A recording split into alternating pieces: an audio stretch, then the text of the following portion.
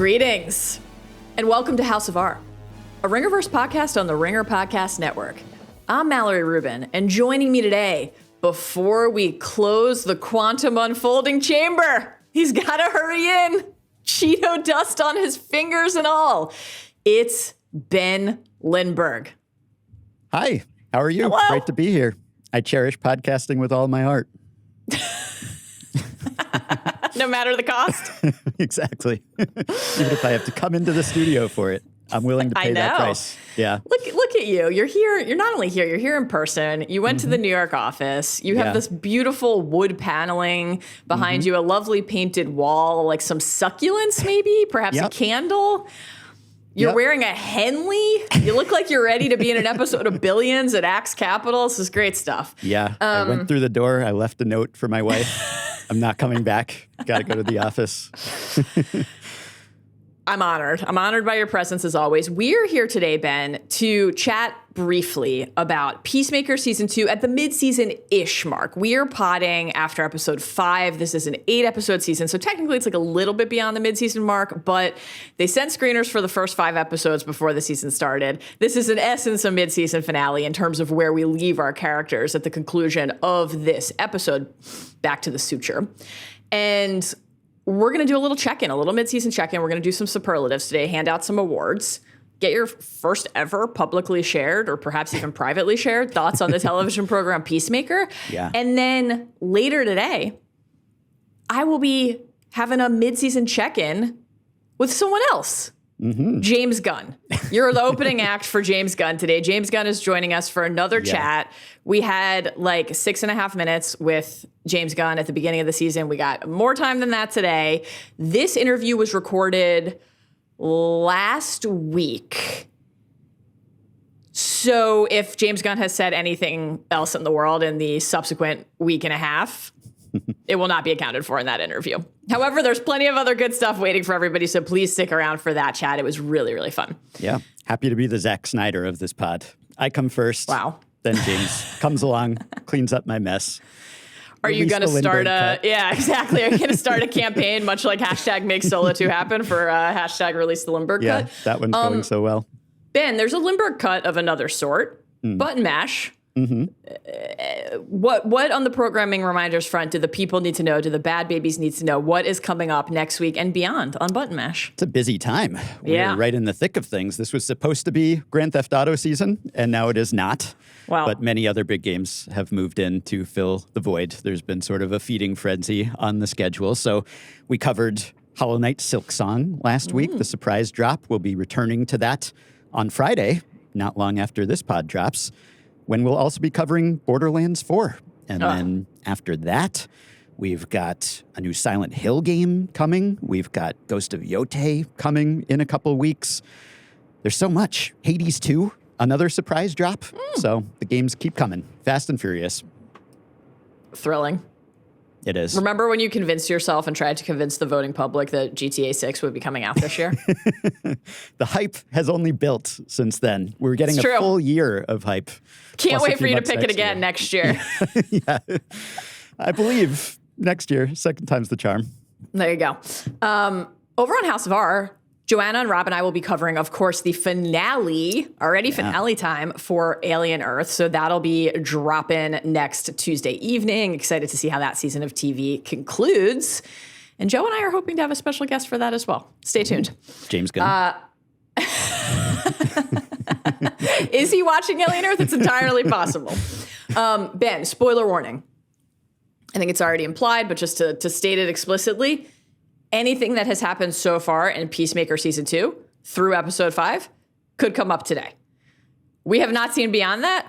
Nobody has. And so there were no future spoilers coming. If it happened in Peacemaker Season 1, it could, in theory, come up today. And if it's happened in the DCU, DC Comics, the DCEU, anything related to any dimension, alternate or otherwise, in the DC comic sphere, could, in theory, come up today. So prepare accordingly. Anything else on the reminders front that you would like to share? I have seen, subscribe, follow, etc. I have seen Superman, unlike certain previous guests who discuss Peacemaker on this podcast. So I've prepared for that if Superman comes up at some point. Did you go to the movie theater? No, I watched it at home. You're the best. You're the best. Okay, we got a lot to cover today. Let's get to the opening snapshot.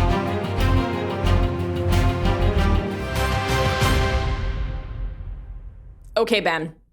Opening snapshot time. We need to acclimate each other, the bad babies, Eagly, if he's listening.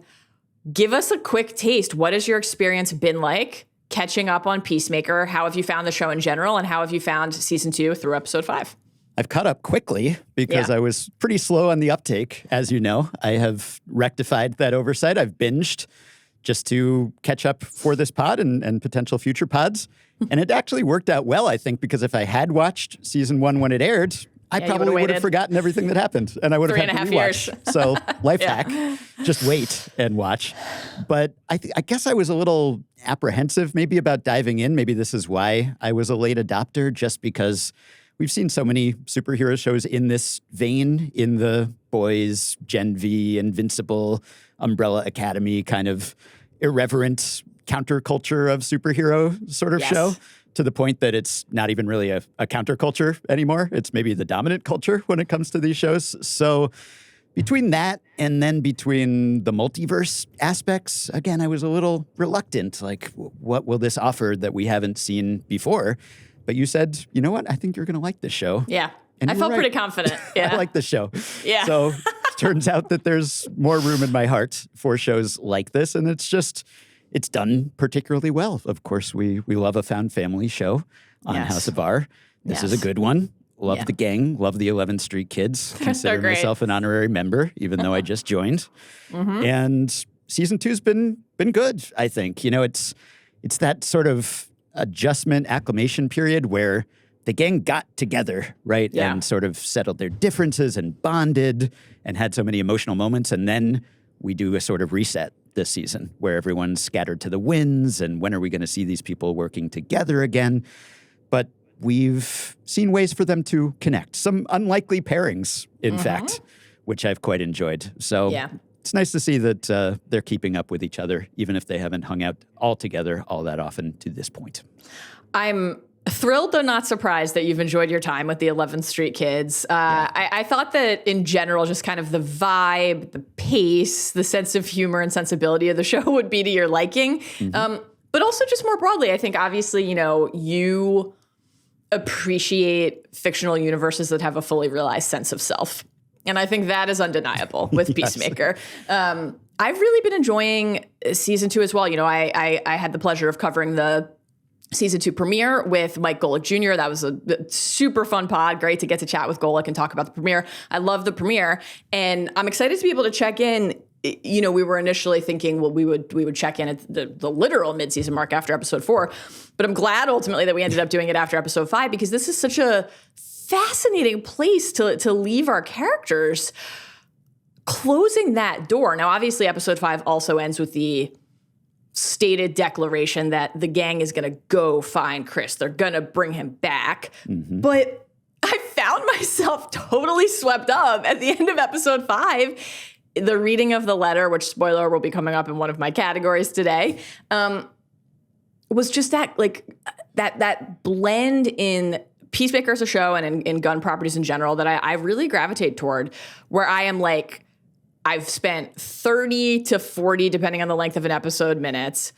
laughing, being grossed out by some sort of horrendous inventive act of violence, finding myself astonished at the extent of the crude humor, and then like realizing I'm wiping a tear away from my eye because I'm so moved by the depth of devotion and affection that has developed between the characters. So I think that has been really creatively positioned for subsequent exploration with the trip through and the closing of the door into the alternate reality.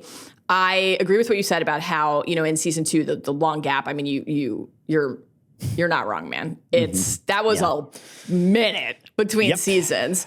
And, you know, I like that we had these moments in the season so far. I talked about this in the interview with Gunn, but like something like the rooftop hang in episode 2 felt really useful, not only for us as viewers, but for the characters themselves. Like, right, what is it like for these people to be back together, both with each other and in our lives? And I think finding the a number of disrupted, thwarted, halted personal and professional circumstances is like, dramatically rich, obviously, but then something as bold as we're going to send this guy into a world that he couldn't possibly resist. And the journey is, I presume, about him learning to appreciate the things he has in the other place. Yes. I'm really intrigued by that. I think it's a strong premise for a second season, and, who knows what we'll get beyond that. But rich text. So our categories today are going to be ever. We will see if turns out to be true. I've got some skepticism on that front. I think the best dimension ever has got to be the one with the imps who jizz in the Cheerios. That seems like a good time. Good time. No, you mentioned on the previous pod Dark Matter, an Apple TV Plus special. And also I was thinking of Counterpart, which is a show that no one watched except me, I think, because it was on Stars at the time. But just a great show, J.K. Simmons, and just thought-provoking 2 seasons of what would happen if you met an alternate self who had a different life and a different family and the road not taken and all of that. So it is material that's been explored elsewhere in fiction before. No question. Not with these characters. And we've come to care about these characters because as crude as the show can be at times in that trademark Gunn way, it does very much have a heart also in that trademark Gunn way.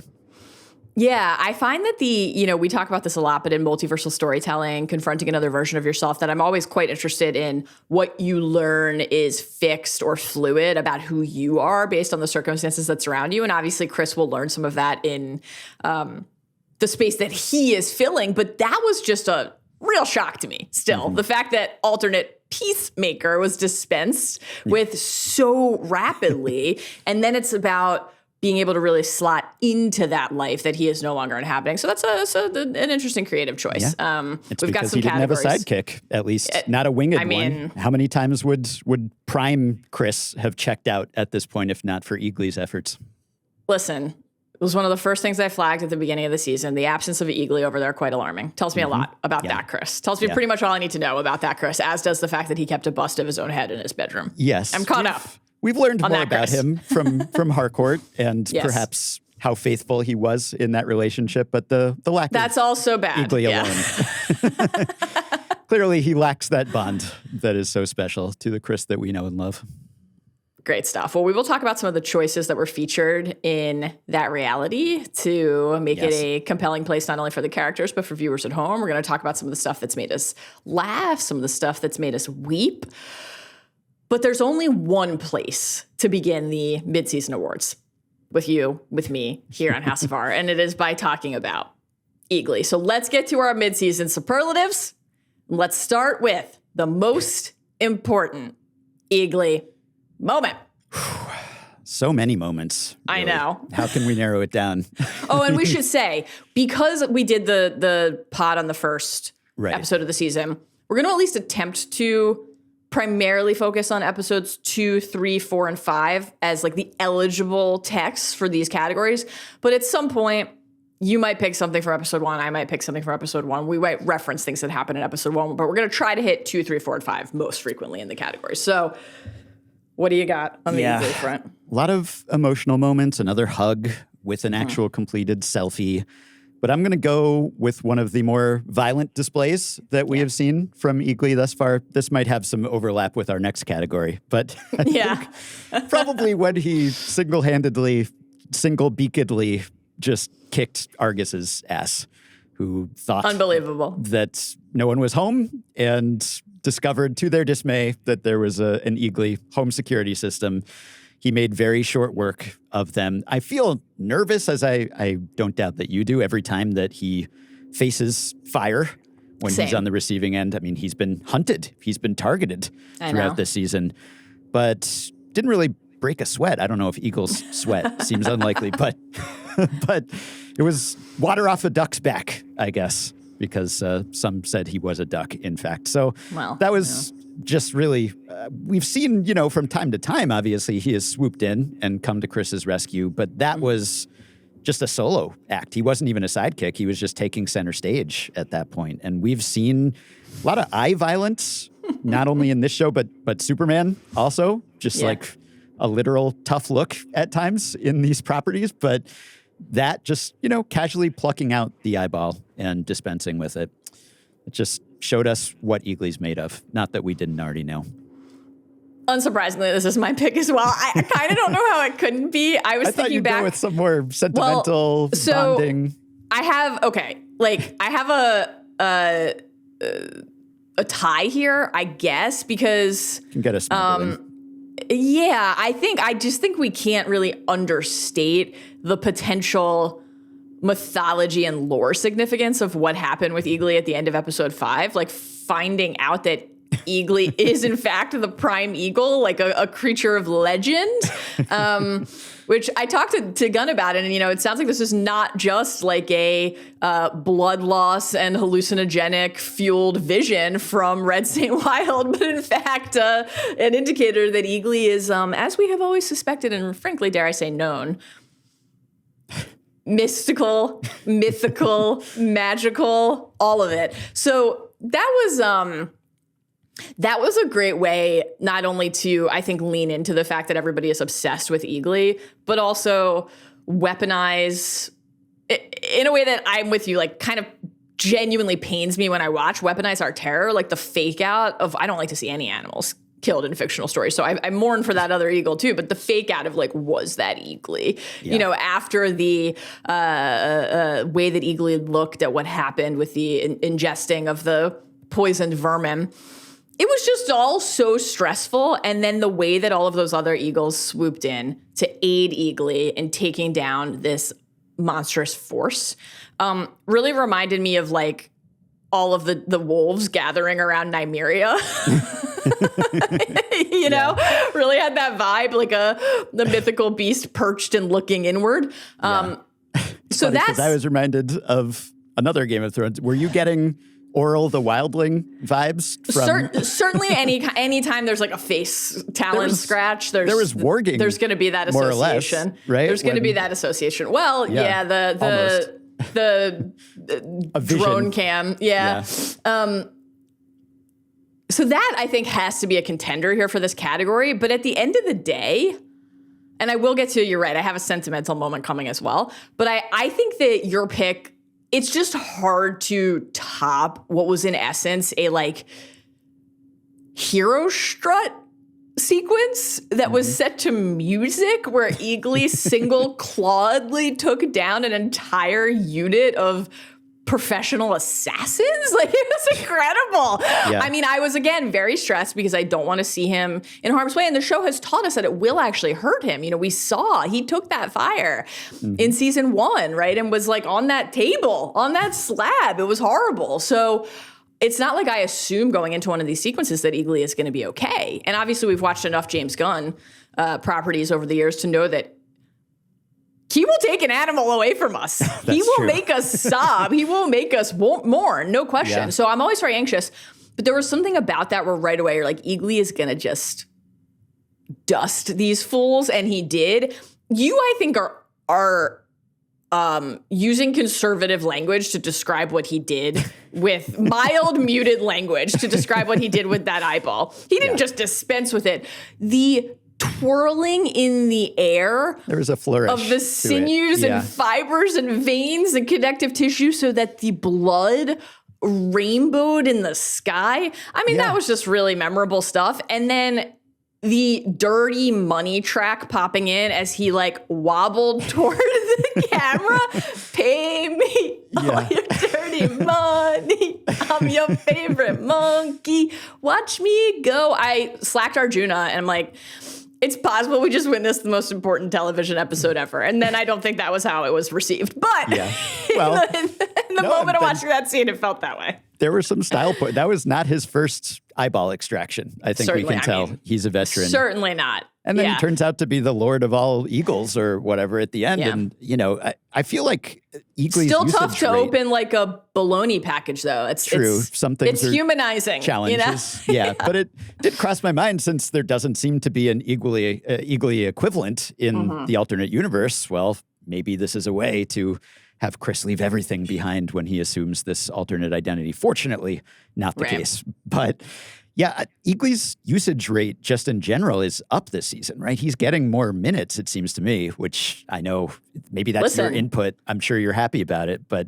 You hear this all the time about TV shows versus movies. You start a program, you don't really know what you have. Sometimes you're like, this character's only going to be around 2 episodes, and then you say they're the co-star of 5 seasons. Yes, he's the Jesse Pinkman of Peacemaker. Exactly. When you have a star this powerful who has gripped the masses this fully, you got to use them. You got to use them. And I feel like the effects have improved. Maybe it's that 3.5-year gap, but he looks more natural to me. He's emoting very compellingly. And like compared to Crypto, who's precious, of course, also. But when I watched that movie with my wife, she was like, I wish Crypto were a real dog. Not just in the sense that we all wish he were real and not just a fictional creation, but also, you could kind of tell he was CG, which is understandable because he flies and he's super strong, et cetera. But like Eagly, he passes muster for me. Maybe that's just because I have less familiarity with eagle behavior than with dog behavior. I was going to say, I think there's some cover in the fact that like most of the people who are watching are just less used to how an eagle or a raccoon moves than a dog. But it's to the point in general about the effects. Like my other smuggle for this category is the moment when Adebayo and Vigilante are leaving to go get Chris and they say goodbye to Eagly and he just kind of wobbles and squawks and chirps really despondently, like in a way that to me was so evocative and reminiscent of like how Halo behaves when we have to leave. And he's like, don't go. I don't want you to go. I don't want to be alone. I'm sure this reminded you of Grum as well. Yep. That to me is magical, but I'm like, this is just like how a pet behaves at the door when you have to go and they don't want you to. I love it. You did, I think, establish that Eagly is canonically more cat-coded than dog-coded, which maybe that's just your bias as a cat-first person. But I love all animals. I think I agree with you, even as a dog guy. But there's elements of both. There's just a lot to love. Yeah, when you're using your claws that much, I think it's just very cat-coded. Okay, let's get to the next category, which is best fight sequence. It sounds like from something you've already said that you faced the same struggle I did, which was making your pick for the Eagly category and then immediately being like, wait, is that my pick for best fight sequence too? Yeah. But I did end up landing on an alternate nomination. Did you? That's probably my pick if I'm going to go with my heart. But you could say it's kind of, there's a lot to choose from here too. Of course, we're sort of staying away from the premiere, but there is the Harcourt bar fight. Feel free to nominate that. That's up there. I just want to mention it. You talked about it, so we don't have to dwell on it. And I guess also just the full-on action sequence that Chris partakes in when he's in the alternate universe. And yes, that was like an action movie just dropped into an episode of Peacemaker, basically. So that's my stuff. That's my pick, but I'll drill down on something specific inside of it. So this was in episode 3 when Peacemaker just destroys the Sons of Liberty in the alternate dimension, as Ben said. But I would like to award in this category the double ear, double pencil kill. Yeah. The pencil swirly kill. Yeah. Which I assume was inspired by John Wick. I mean, feels like it has to be, but who knows? As soon as he grabbed the pencils from the cup on the desk, you knew. You knew what he was grabbing them for. But I'm thinking of all sorts of things. Both in the ear with him lowering, Chris hiding in the ceiling, lowering himself from the ceiling, having the hand-eye coordination to get both in the ear at once, and then the control to the pencils don't snap, and then he swirls. The subtitling in this sequence is flesh squelching grunts. We love a squelch subtitle. We love a squelch here at House of Horror, so how could I not pick it? Battle of Endor, where the Ewoks let the logs go and crush the AT-ST. That was this move, but with a skull, essentially. So it's a mashup of the events on Endor and John Wick. Yeah. What are we going to complain about? Yeah. It's a good crossover. Okay, let's get to our next category. This is maybe a more crowded field. I kind of think we're going to have the same pick here anyway, though. Let's find out.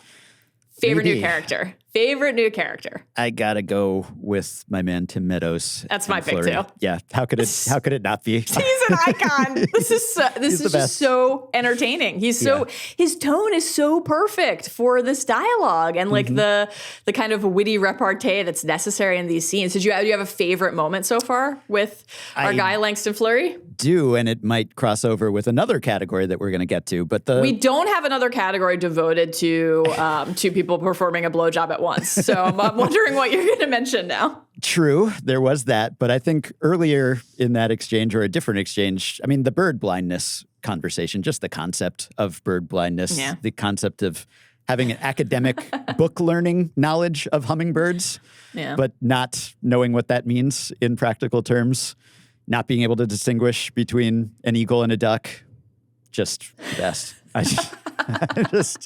He's added so much to this season. That's all I'll say. Bird blindness was the kind of thing definitely where if you showed somebody a scene absent the awareness of who made the show and they like didn't necessarily know that John Economos, the other character in that scene, was in Peacemaker or something. If they had been deprived of enough knowledge to know for sure that it was Peacemaker, but had seen James Gunn's stuff before, I think they'd be like, this is a James Gunn scene. Yeah. The nicknames, Ginger Cool. It's better than Diebeard. I'm glad Ginger Cool has entered our lives. I just think that he has been such an effective vessel for Peacemaker's very specific, not just crude humor. Obviously, he's being used heavily on that front, but kind of just like the deliberately absurd nature of the humor. He's been great there. And I really like the way that he's had effective scenes and moments with a number of different characters. Obviously, like mostly it's been with Economos, and I kind of like always love Economos scenes as a rule, so that's helpful.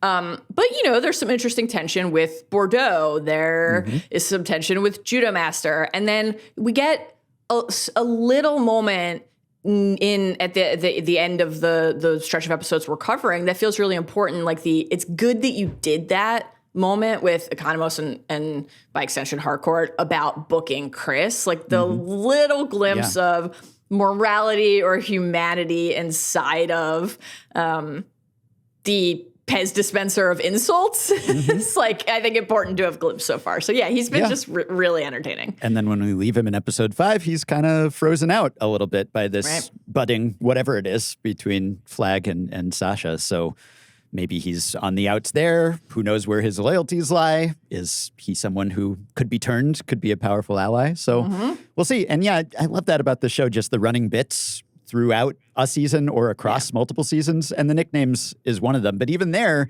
it's funny, but there's also some growth because Economos basically shuts that down in this season, right? Whereas Diebeard is a running thing throughout season 1. And then we get the just heart-wrenching, tear-jerking origin story of the actual Diebearding. One of my favorite moments of season 1. Yeah. And of course, you know, he's like the unlikely action hero of season 1 who comes in and cleans up whenever he's pressed into service. So that, or like, you know, Judo Master, just all the things that keep coming back that you think were just tossed off almost. And then it's just a bit that runs throughout the show. So yeah, he's been huge addition, just has elevated, raised the series game. You mentioned Rick Flag Sr. and Sasha Bordeaux. Obviously, Flag has been in other properties. This is not a new character, not a debut, but Sasha Bordeaux is a new figure in the story. What is your read on that vibe? Obviously, the flirtation is palpable. It's active. It's ratcheting up as we go. But then you're pairing that with something like as they're driving out to the cabin to try to reach the rift in time to try to catch Peacemaker using it. There's that look that passes from Sasha to Flag. Is she playing him? Is she trying to use her sexual power to gain access to information, bend him to her will? What is your do you have a prediction for what we're going to see on that front? It seemed like there was some manipulation going on, maybe. I mean, it was kind of a sudden come on. And yeah, I don't know exactly what her motivations are. That's one of the things I like about this season is that everyone does have kind of multiple motivations going on here. And a lot of divided loyalties and pulls in multiple directions. And things that we've just discovered this season. Just, you know, the relationships between the Ricks Jr. and Harcourt, of course, and how that colors Harcourt's relationship with Peacemaker, or both Peacemakers, right? So it's kind of complicated because we've got multiple couples and love triangles or whatever. But yeah, that and what you just mentioned with Flurry. Is Flurry a Nick Fury? Nick Fury, Flurry, is that something? I don't know. I don't know if that's intentional, like the 30 Seconds to Mars denigration seemed to be. That was so savage. But no, it does seem like we can't completely read all of these characters even more than halfway through the season now. And so there's a lot about this alternate universe that we are still discovering, but also about these new characters especially.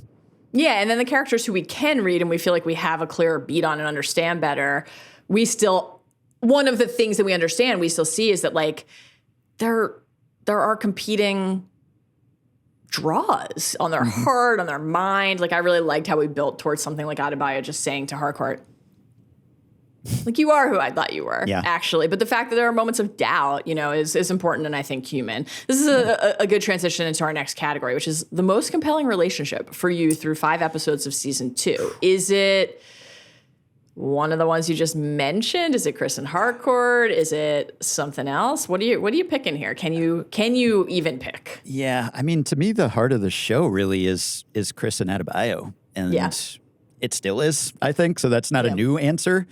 Obviously, we got some clarity on them moving past her reluctant betrayal of him last season, and they've patched things up, and maybe it's brought them closer in a way. But just both of them kind of being in this in-between stage and not being employed and possibly putting ads that people are interpreting the wrong way in magazines that no one reads. They're both unwanted in a way, and they're bonding over that. And Harcourt's been in sort of the same boat. So, this team has broken up and they've all just scattered and they're trying to find their way apart or together. But that is still just sort of the beating heart of this show. No offense to Adrian. Vidge would hate to hear me say this, obviously, and to put any relationship with Peacemaker over his own. But that to me is just still why I'm watching first and foremost. Yeah. So I have a related but slightly tweaked just because I'm cheating version of that. Okay. Like I will say I did consider, because this is a season 2 mid-season check-in exercise, I did consider going with Chris and alternate dimension Keith, because I think that is just like a fantastic choice on a storytelling front, to present Chris Smith with the brother whose loss in his universe has defined his entire life, with a father as well who like is alive and loves him, and Amelia who he has in fact been romantically involved with and might be romantically involved with again, all of that. But Keith in particular, just because we've gotten more conversations between them and more interactions between them so far through 5 episodes. But I'm with you. I kind of couldn't talk myself into something that wasn't an 11th Street Kids pick here. It's just that that is for me also the heart of the show and the soul of the show. Mm-hmm. And you said it. I love a found family. This is very Guardians coded, the like not just found family, but the misfits who find a sense of belonging and acceptance with each other. I'm going with Adebayo Chris, but I'm expanding it. I'm going with Adebayo and everyone. Every single Adebayo pairing has worked for me this season. Yeah, obviously, for all the reasons you said with Adebayo and Chris, I'm with you. I have nothing to add and no counter arguments. That relationship is just like wonderful. Mm-hmm. I think the Adebayo Vigilante scenes have been incredible. The Adebayo Harcourt scenes have been great. The Adebayo Economos scenes have been great. I'm surprised you didn't pick that just because of the Grand Theft Auto mention. Yeah. Even the stuff with Key and the dogs, it's like basically every single scene that Adebayo is in is good. And the fact that those relationships all feel not only compelling because Daniel Brooks is such a compelling performer and the character is so winning, but because each of them actually does feel like distinct to how those two characters would interact. Mm-hmm. And then you get something like, I don't know, the fact that she is the one, that Adebayo is the one who's like there to hug and cradle Vigilante when he breaks down and is experiencing this wave of emotion, was just so touching. She's the person everybody else can confide in or look to. She's always the one who's going to tell the other person what they need to hear.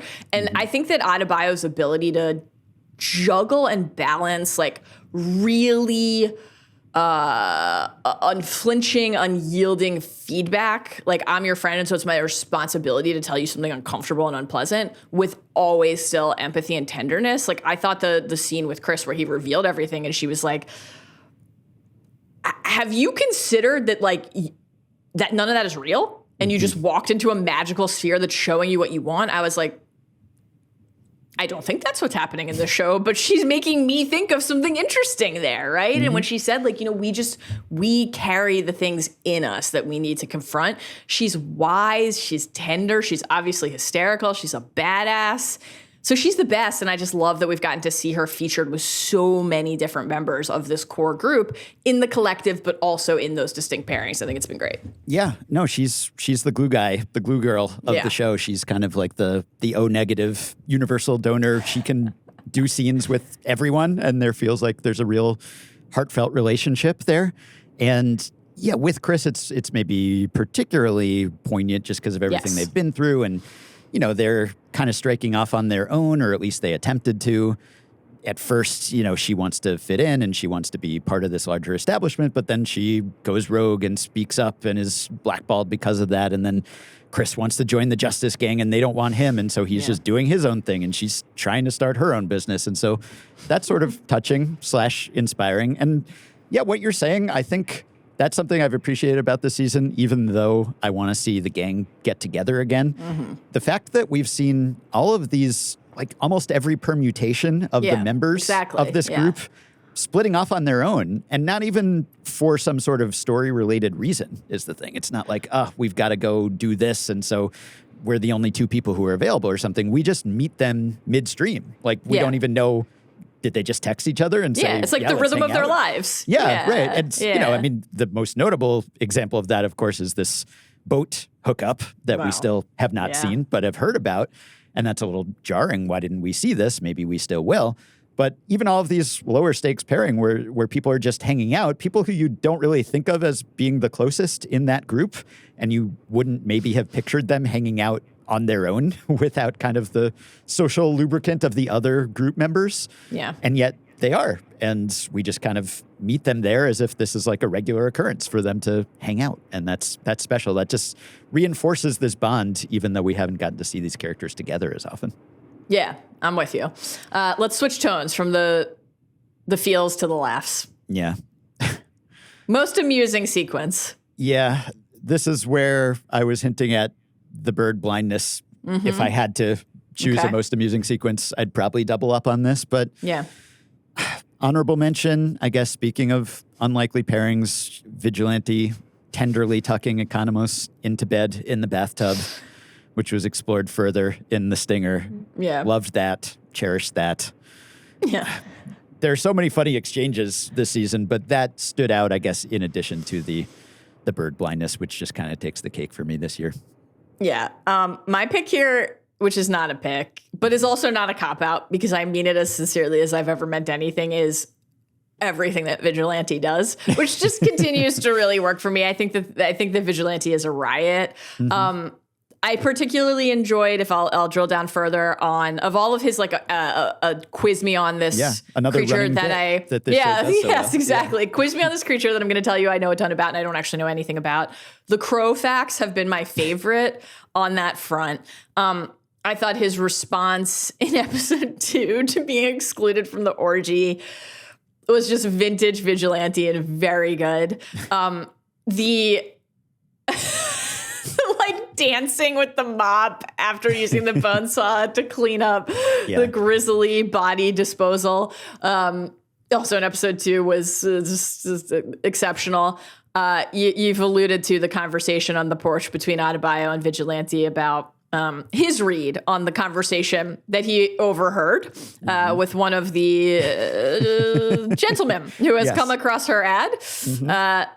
Very memorable response from Vigilante there. That was really something. So that's, I think it's hard for me not to pick a Vigilante moment when talking about the things that have made me laugh the most in the show. I will award, though, as like an honorable mention here, I think Economos is also incredibly amusing. And the thing that made me laugh the most on the Economos front this season so far was in episode 5 when he and Harcourt go into the break room.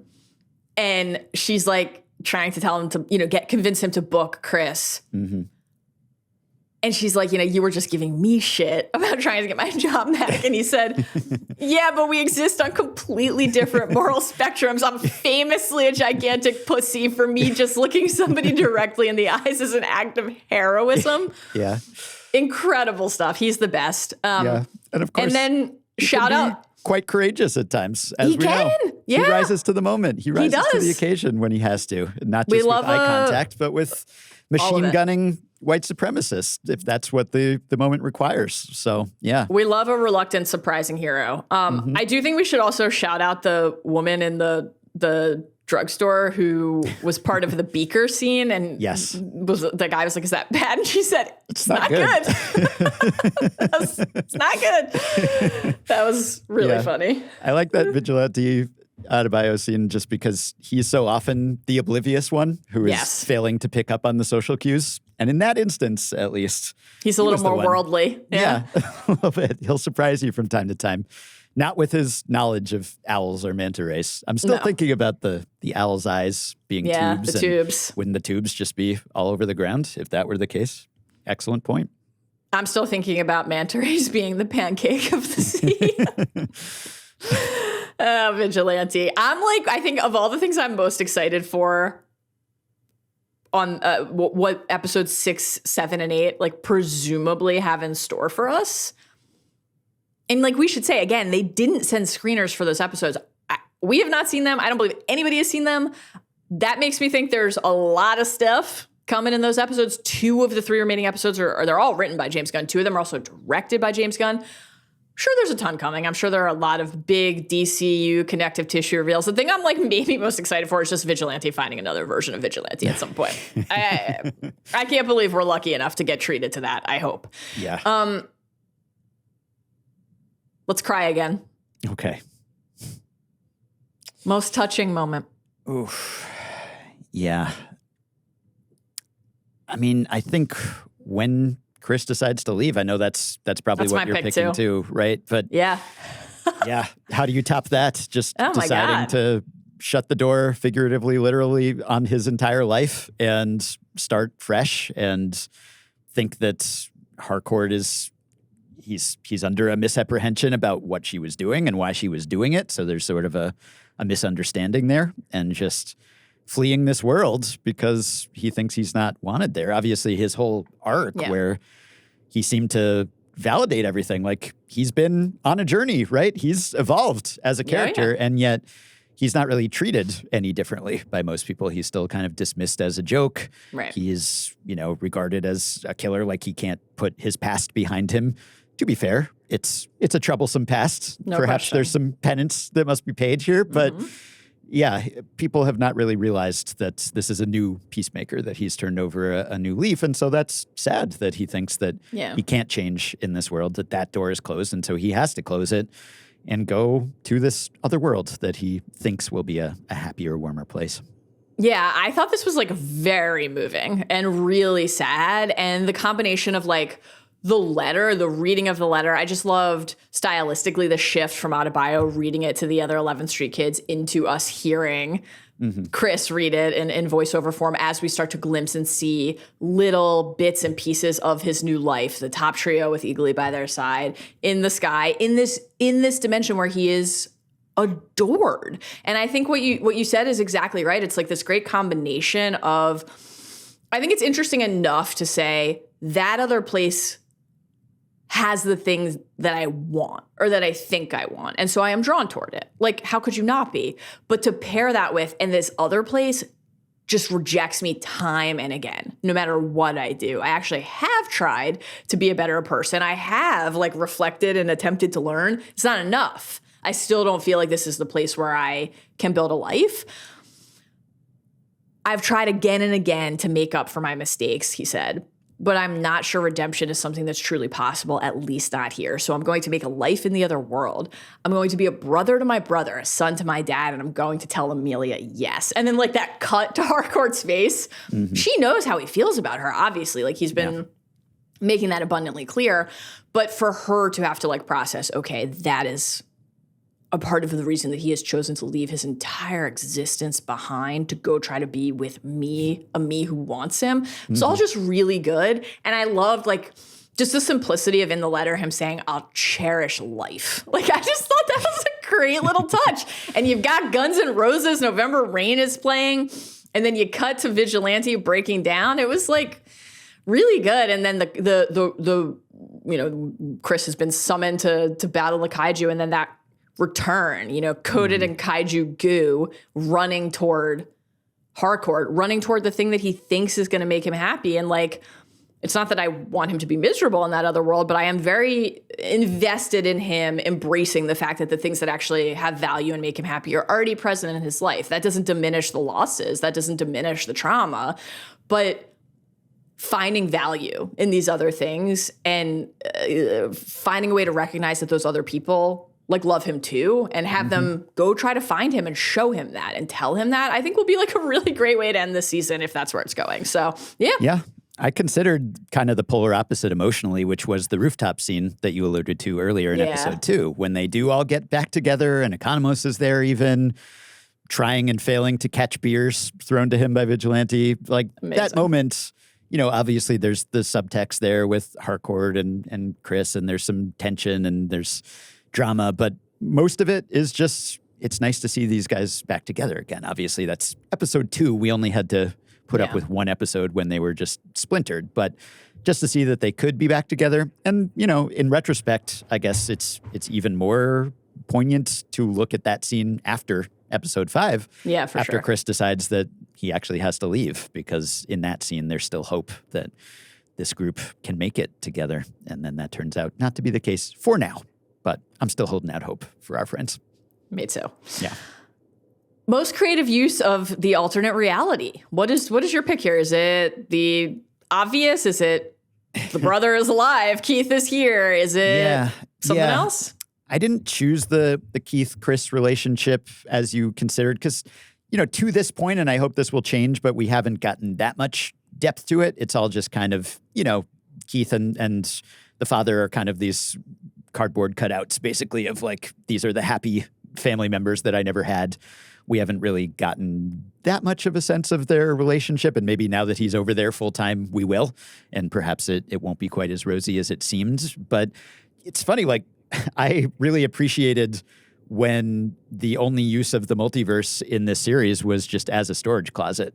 Yeah. Because so on some level, I miss just having, quantum unfolding chamber that's just a place to store stuff or put your helmets. Or have take Eagly for a fly in the morning. Stretch those wings, yeah. Yeah, I like that. And so there's part of me that's sort of sad that it went beyond that, because that was kind of a fun little bit, just poking fun at how much multiverse there is in everything these days. But yeah, I mean, this might also be connected to the next category and last category we talk about. But it's not just that Keith is here and the dad is here. And by the way, I have to shout out, because Joe would if she were here, the wig work on Robert Patrick in the flashback scenes in episode 4.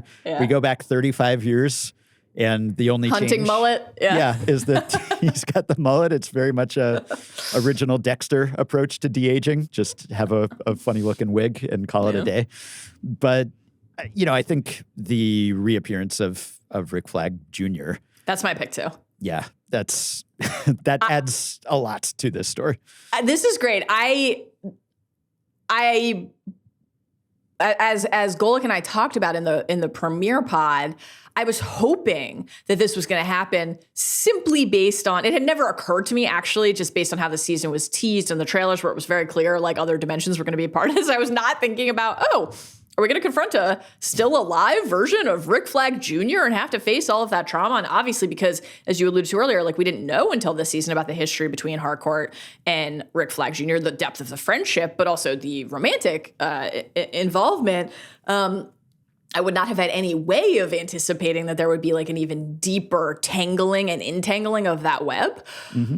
But when we heard that word, when we heard Jarhead, it was just like, they're teasing that who else could this possibly be, right? So that was pretty fun to have a couple episodes of Theory Corner anticipation, but then not have to wait too long for the payoff. And I really hope that we get more, because I will say, I thought, as always, like, Joel Kinnaman's always a delight. He's always great. I thought actually, like, even though I'm always the hottest, coolest, suavest, most capable person in the room in this reality, I'm like, really nervous around my girlfriend, who I think likes another dude better. And like, the whole bit with like the cubicles and him trying to eavesdrop and spy, and the anxious reaction to being found out because of the trash can banging. Like, all of that was really comedic and fun, and I liked deploying him differently in that respect. I hope we get more time between Rick Flag Jr. in that world and Peacemaker himself, because I thought that was a little hurried, his response. Like, I was waiting for him to completely crumble in the literal face of one of the great mistakes in the history of his life. We moved on from it pretty quickly. Yeah. So, I assume that like there will be a lot of things that Chris Smith is uncovering about life in that world that make him less comfortable there, or less content, or have to face the things that version of him continue to face, and learn that version of him did things that he now has to be responsible for, basically. But that is his responsibility, the grief and trauma that he brings on the Rick Flag front. So yeah, I don't know. Like, I don't know how many episodes he's going to appear in, but I hope we get a little more on that front.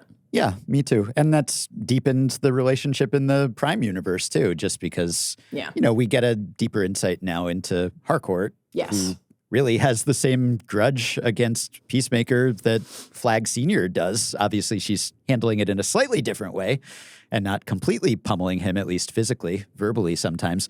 Even if she's not trying to kill him to get revenge, you can understand why she's been a bit frosty with him, why she might be reluctant to invest in this relationship, given the previous relationship with a guy Peacemaker killed. So, you might have assumed that's just her tough, hard-bitten exterior, right? But obviously there's much more to that we know. Yeah, if you've developed feelings for the guy you swore to pursue vengeance against, that would be a complicated thing to have to navigate. So I agree. That's been enriching in all respects.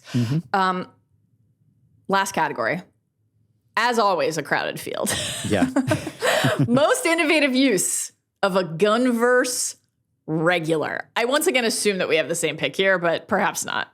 Well, so this was where I was kind of counting Flag. I don't know whether by Gunnverse regular you mean just, the multiple Flags have appeared all over the Gunnverse, meaning it doesn't even have to be contained to DC. Anything that he has made, the performers who he likes to feature. Spoiler, I'm going with Michael Rooker as Red St. Wild here. Yeah. Yes. No, I like Merle Dixon, the Eagle Hunter. That was kind of an out of left field choice, even for this show. That's a good one. Yeah, I mean, I'd stick with Flag, I guess, just because of... It's a great one. Joel Kinnaman, shout out For All Mankind, coming back soonish. But the way that that's enriched the show, the relationships, not just an actor we like, but also, it's just added a lot of layers to this whole thing. But it's true. He does have his troupe, his cast of characters, his ensemble that he brings back over and over. Sometimes the layers are emotional, like the ones you just beautifully peeled back for us. And sometimes the layers are layers of flavor. And I would like to share a quote with you from one of the stingers have been really fun. The stingers, which are basically like, as you've noted, a brief little expanded versions of scenes we've already gotten. Red St. Wild, a character who I always love to see, Michael Rooker, whether he's wearing a decorative hat or a magical fin or anything else. I was appalled in the run-up to season 2 to learn that there would be a character whose entire role in the story was to hunt Eagly. I was dismayed and frankly full of despair. But of course, this has been like so debauched and deranged that it's been very entertaining.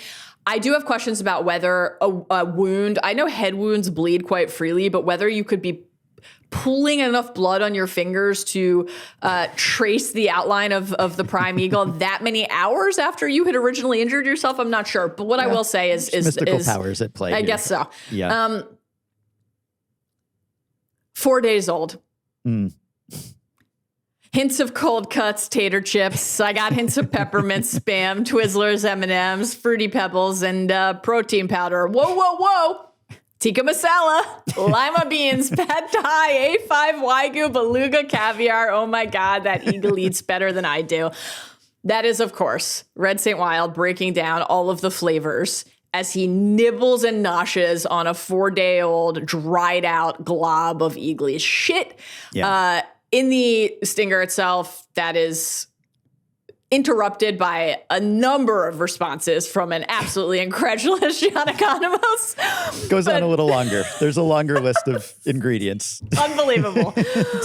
Even your devotion stuff. to Eagly, I think he surpasses you, even if it's for nefarious reasons. Yeah, exactly. Yeah. No, I worry about the bowels of that bird just because of how many trace elements are in here. I think Economos mentioned you got all that from one. He ate all that between bowel movements. shits, yeah. Maybe this lingers. I don't know. Stays in the system.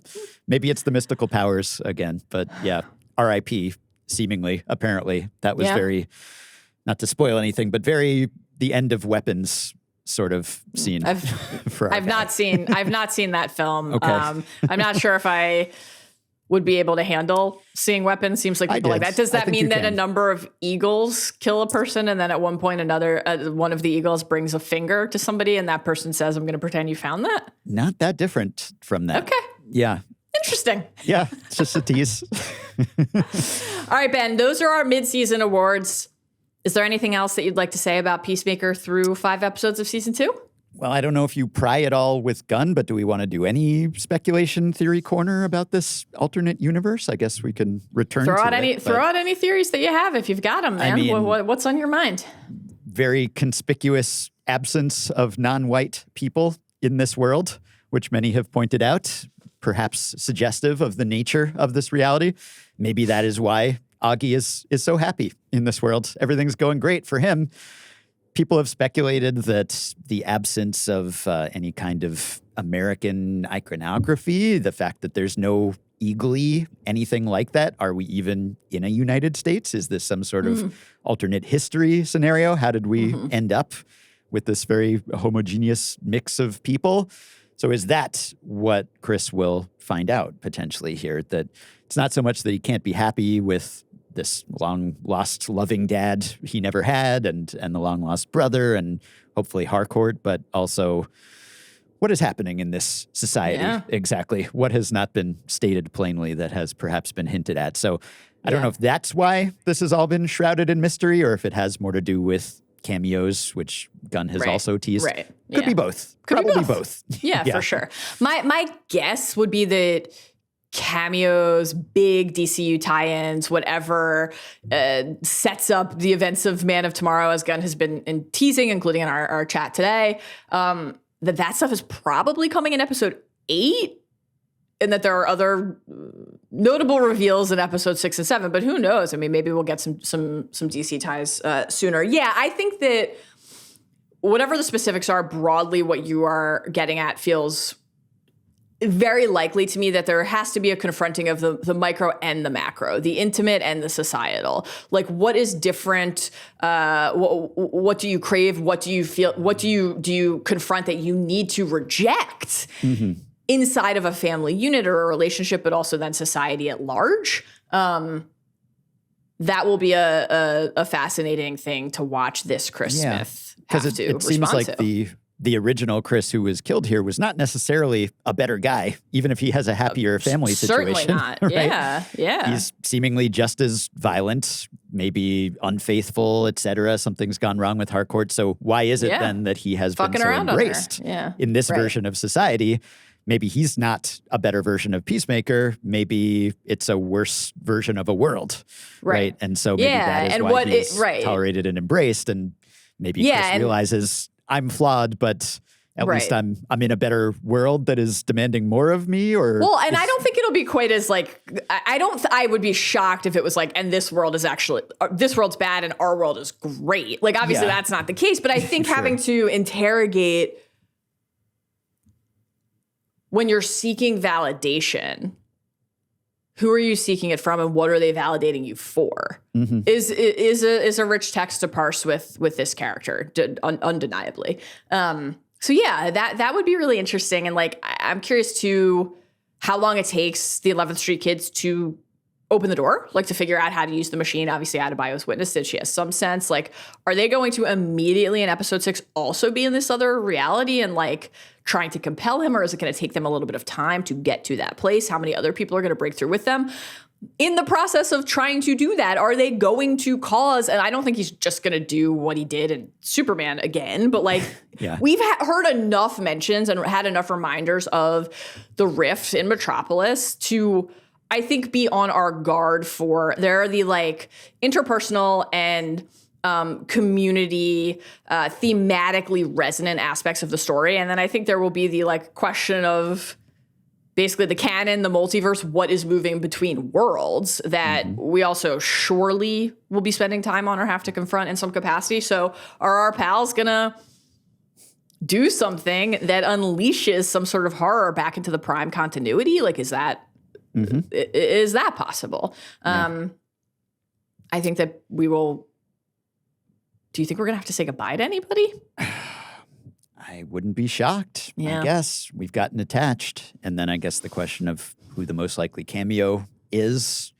They're the heavy hitters, obviously. I don't know if this is the most likely, but I'd love to see Mr. Terrific show up again. Say, just, here we go again. More multiverse nonsense, more pocket dimensions. Yeah, that would be great. I'm not ruling out a Lex Luthor cameo given the Belle Reeve, like Argus of it all. I think that feels like, I don't know. Nick Holt seems really busy taking, frankly, perfect selfies. I don't know, but that feels like something that it would make sense for us to see what's Lex up to in prison, and also just all of these different like arbiters of power and aspects of government intervention or control. Like, I think that would be at home here if we got a little glimpse of Lex at some point. But yeah.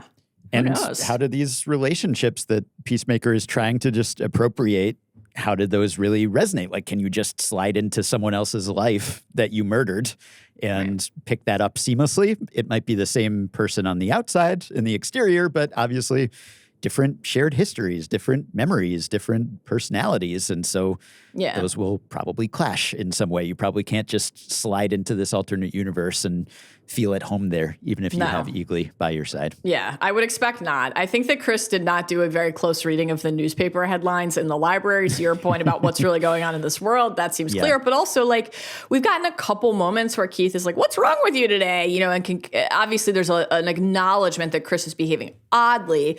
But when does that shift into, you are not recognizable as my brother. You are not recognizable as a person in my life. And does that become, how much of this will be about Chris saying, this is not right for me after all. This is not what I want after all. How much of it is that he is going to keep seeking it, desiring it, and then it will turn against him. You are not the right one. Like, I could see either of those. I could see any number of versions of that. So yeah. I just hope Eagly's okay. I don't want to say goodbye to anybody, but I will not accept saying goodbye to Eagly, Adebayo, Economos. I don't want to say goodbye to Vigilante, but like, I feel like at any point he could just get chopped into a million pieces or like dissolved in acid or something. So I'm hoping Eagly's untouchable at this point, that there's some powerful plot armor there. It would be tough, but yeah. Now I hope that this Chris doesn't fall back into the wayward ways of this other Chris who's been popping pills and who knows what else. I'd like to see him lift for once. We just never see Peacemaker's workout routine, which I've been waiting for. Let's see him hitting those delts. When does he find the time? This is a classic you take. I mean, he's poisoning himself constantly. He's taken all sorts of abuse. He's beaten up. He's bloody. But we never actually see him training the way that we know he must be at some point. So give me a glimpse, at least, of that before this show is over. I support you. I'm really invested in Judo Master's Flamin' Hot Cheeto consumption. Will he be able to find Cheetos in this alternate reality? I don't know. Yeah. But it feels right that that's what I'm looking for, and you're looking for what's the 3 a.m. gym routine. It tracks. It tracks.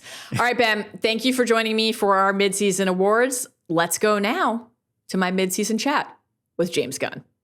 All right, everyone. I told him it was copacetic, but he showed up anyway. Yeah. It's James Gunn. Welcome back to the pod. I'm so excited to chat today. We have more time today than the 6.5 minutes we had last time. So we have a lot to get to about episode 5, the season to date, the future, etc. Let's do it. Can't wait. All right. Episode 5, let's start there. It ends with a real emotional wallop. Chris's decision to go inhabit his variant's life in the alternate dimension and to close the door behind him. And of course, his letter to the 11th Street kids. Chris has arrived at a moment that I think actually a lot of people confront, which is it's not that he couldn't change, it's that he tried to, and in some ways he actually did, and then it felt like it didn't matter, right? It felt like it didn't make a difference. And that was true for him in the most intimate ways in his life. You know, obviously his father, his brother, Amelia. And it's also then true like in mass at scale. One world is mocking him through an open mic and the other one cheers him as he drives by. So there's validation in one world in the places he would think to look, the places that he would think he should seek it. And so how, of course, could that not be tempting? But I'm really struck through just at least what we've glimpsed of the other dimension through 5 episodes by what seems to be missing there. No Eagly for that other Chris, right? Our Chris had to bring his own. He brought his Eagly, yeah. Tells me a lot. And at least based on what we've seen so far, no 11th Street kids, like no friend group of that sort. So to the extent that you can answer this, given that you're obviously not going to tell us what happens in the final 3 episodes, more thematically, like how much of what you were interested in exploring this season and how much of Chris's journey this season is about realizing that he does actually have the love and the appreciation that he seeks, just in a different form? Yeah, I don't think that's really giving away. I think that definitely the season is, to a great deal, is about acceptance. It's about accepting who we are. It's about accepting what we have in life. It's like not looking for other things outside of ourselves to make ourselves happy, but instead of being grateful for the things that we do have. And I think that Chris is going to the other world because of all the sort of, big, checklist things it has. A father who loves him, a brother who's still alive, a world that thinks he's a hero. But he's also going to escape. He has changed. But that doesn't mean just because you've changed, you don't have to deal with all of the things that you've created in your life because of your actions. And our lives are what we create. Our lives are born of our choices. And Chris is choosing to say, I'm not going to deal with the fact that I did this and this and this in my life.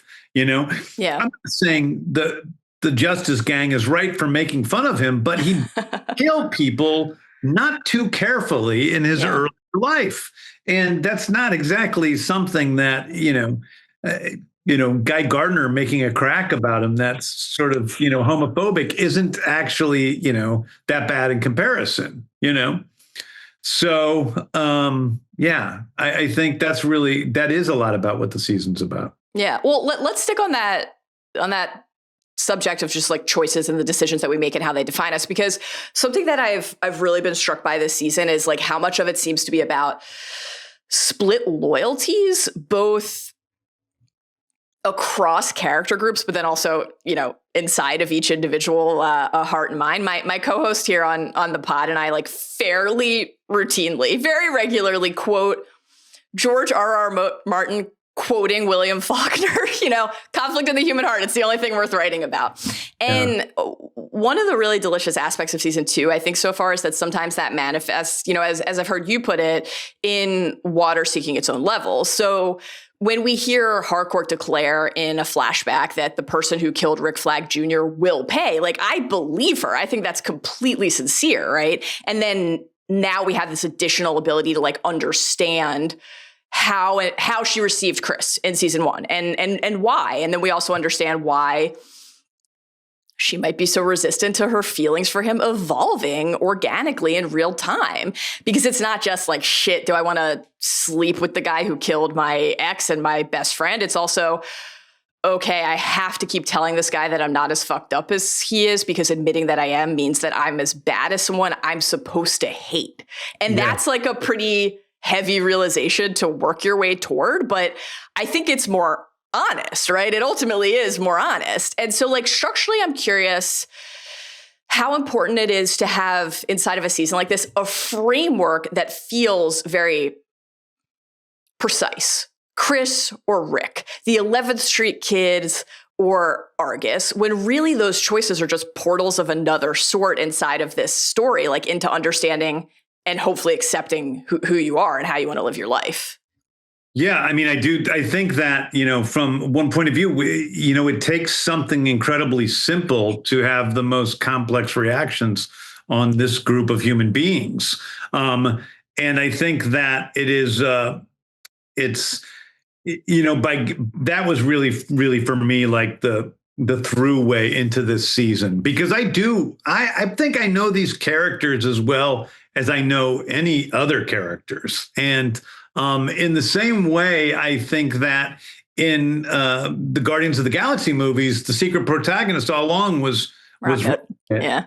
I think that you can see in this season a lot of ways the protagonist is Harcourt, whose journey is equally important to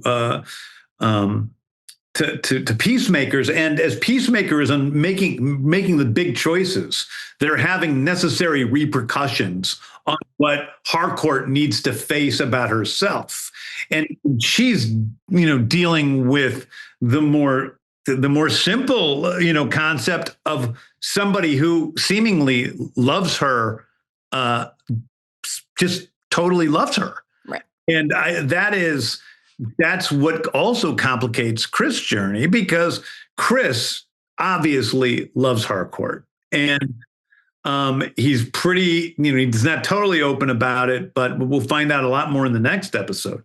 But, he obviously really cares deeply for her. And so what is he sacrificing by going to this other world? And we see what I guess I always called thirst court, but the internet now is soft court. Yeah.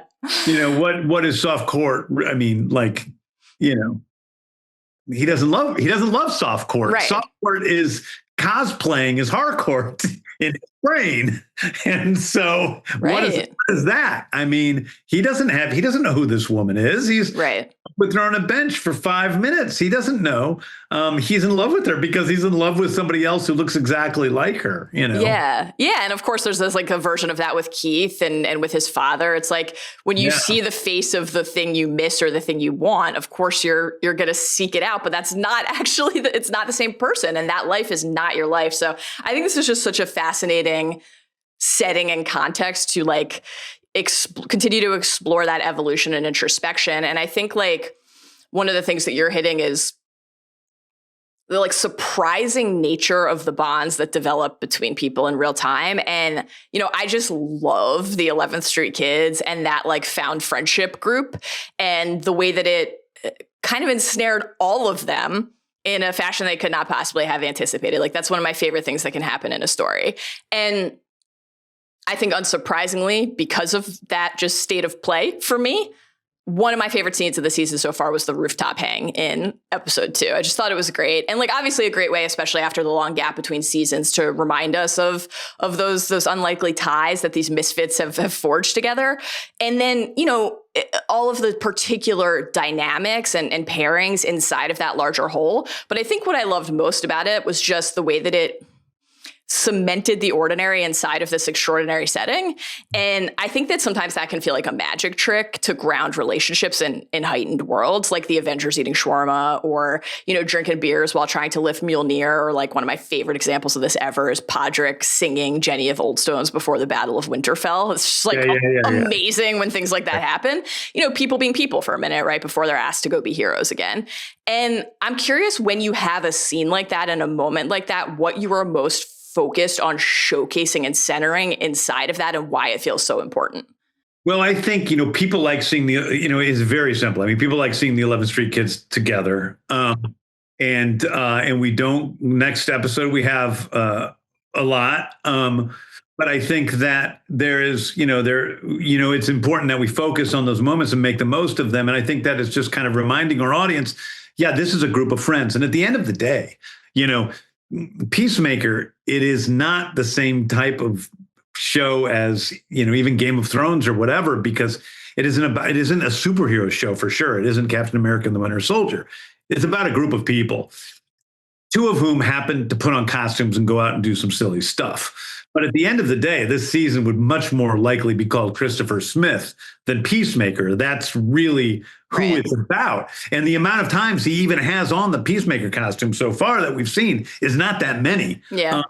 It isn't about, that. It's about this group of human beings, one of whom, two of whom who actually put on costumes, and a couple of others who are pretty indebted into a sort of, spy world, Right. Yeah. Yeah.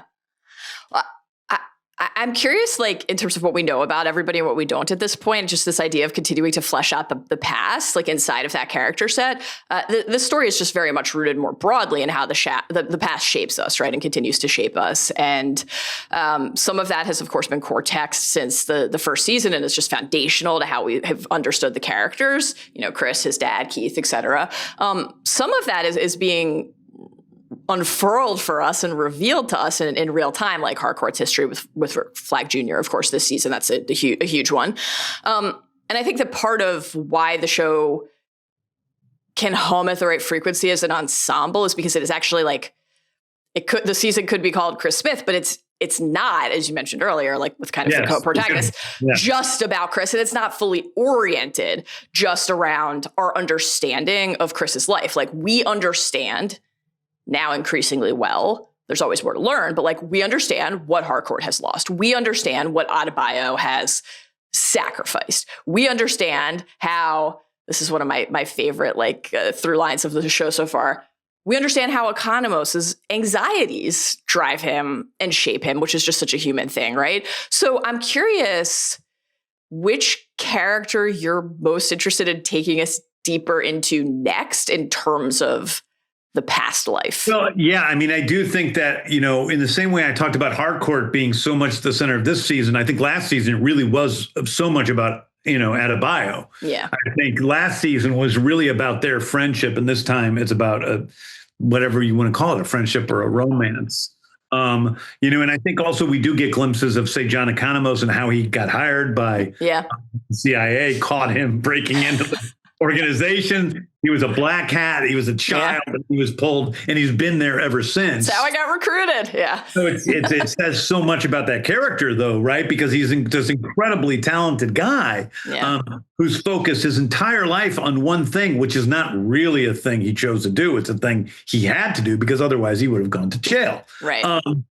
And so, but I do, and then I think then, of course, we have Adrian, who I think in this recent episode was one of the most surprising things for me with which was, it was surprising for me when I wrote it, actually, because I am kind of going on the journey with these characters as I'm writing. And a lot of times they're doing what I've kind of planned out, but a lot of times they're sort of taking their own path. And when Adrian breaks down, that to me is a big thing where it's like, oh, I think there is a part of this character.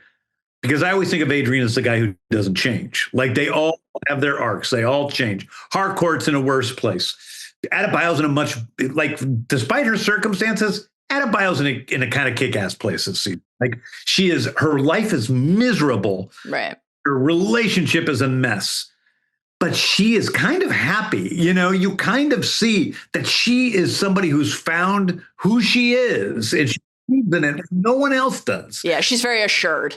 And yes, and that's, she's happy and optimistic when nobody else is. Economos is living this life of this thing that he didn't want to go back to Argus. He's afraid of being there. He doesn't want to be there, but he's afraid to leave.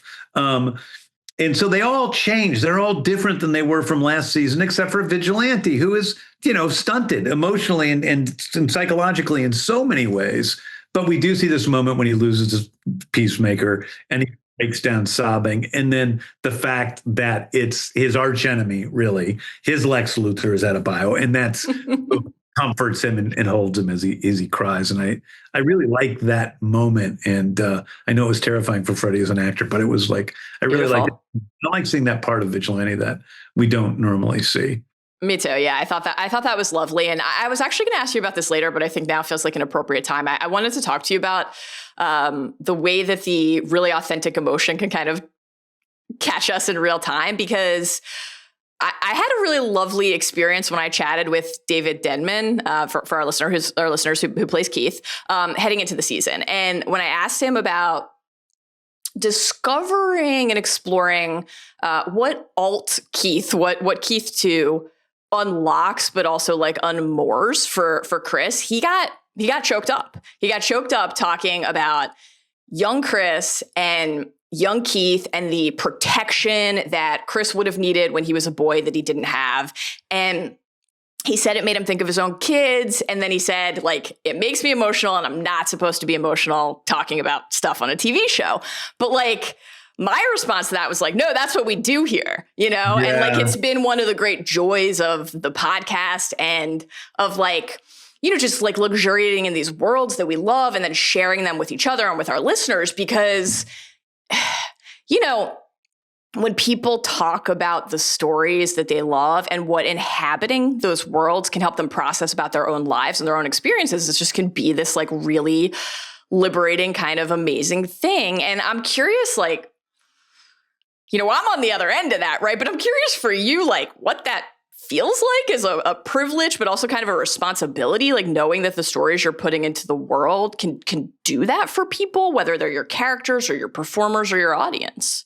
Well, first of all, let me start with like what it's like for me from the initial standpoint is I'm sobbing constantly while I'm writing this stuff. Like I cry all the time, you know, and there's a scene in next week's episode that I have cried every single time I've seen the scene. Jen and I last night were watching, you know, because we're doing the podcast, the companion podcast, and we had to watch the podcast that went along with that episode to okay it for the HBO guys, and I got choked up then, you know, when we're talking about the scene and what the scene means. So I'm as invested or more invested than anyone in these characters. I was like that with the Guardians also, you know. Yeah.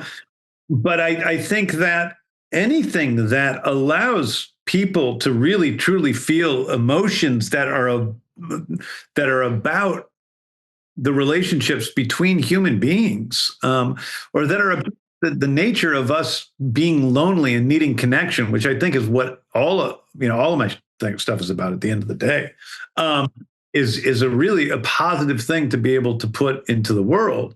And so whether it's just a little twinge in your heart or whether it's actual tears or sobbing or whatever, I mean, that's the pinnacle of what I can do. That's bigger than a jump scare or laughing or whatever.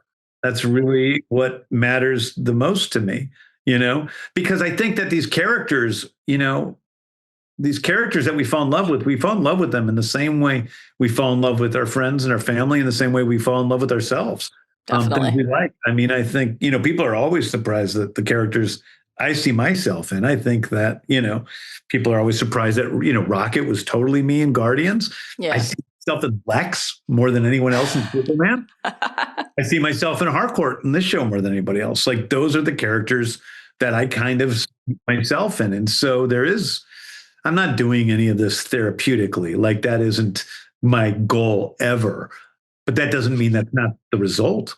Right. Yeah, of course. There are so many different places we could go from there. Let's stick. You mentioned Rocket a couple times, so let's stick there because my emotional connection to Rocket was supreme. I mean, we did like I've covered all of the Guardians movies in depth on the pods over the years. We did like a 3-hour pod on Volume 3, and I basically sobbed through the entire thing. It was I couldn't stop. And so I must, for the second interview in a row, ask you about Eagly, who, you know, is just in the midst of a remarkable season. Look, like, all I need to do on the Guardians 3 front is invoke the names Rocket, Lila, Teefs, and Floor, and everybody who's watching or listening to this podcast is just going to need to go back to therapy immediately. So, Floor is one of the hardest. Yeah, it's really Brutal. Floor is brutal. Yeah, floor was brutal for me. Floor was brutal. Like I don't know how I was ever able to, but it's what happened, you know? I mean, I was describing Rocket's backstory and I had to, that's just what happened. Well, okay, so this is actually what I want to ask you because, I would like to thank you for treating us to the Eagly hero strut at the end of episode 2. Just remarkable stuff, astonishing stuff. But I do want to ask you about like seeing these animals in peril in your stories. I know you're an animal lover. I'm an animal lover. Yeah. When I watched Red St. Wild hunt Eagly, I found myself overcome with like a frankly alarming desire to crawl through my television and push him into his ritual fire. Yeah. It's like, so how much of this is like intentional as you're setting down to craft your stories? How much of it is just where you go in real time? Like, when we see these creatures in these states of peril, it obviously is deeply distressing and a source of torment, but that speaks to ultimately how deep our investment is in the characters and in the world and in their relationships and them and the people who love them. So I'm wondering like how much of this is, you told me last time we chatted that it's safer to love an animal than it is to love a human. Like, Is it about that? Is it about never deluding ourselves into thinking that anyone is safe? I mean, I don't think it's about any of those things. I think I hate to be too simplistic with all of this, but we're a planet full of animals and humans. And so it makes sense that our stories are animals and humans.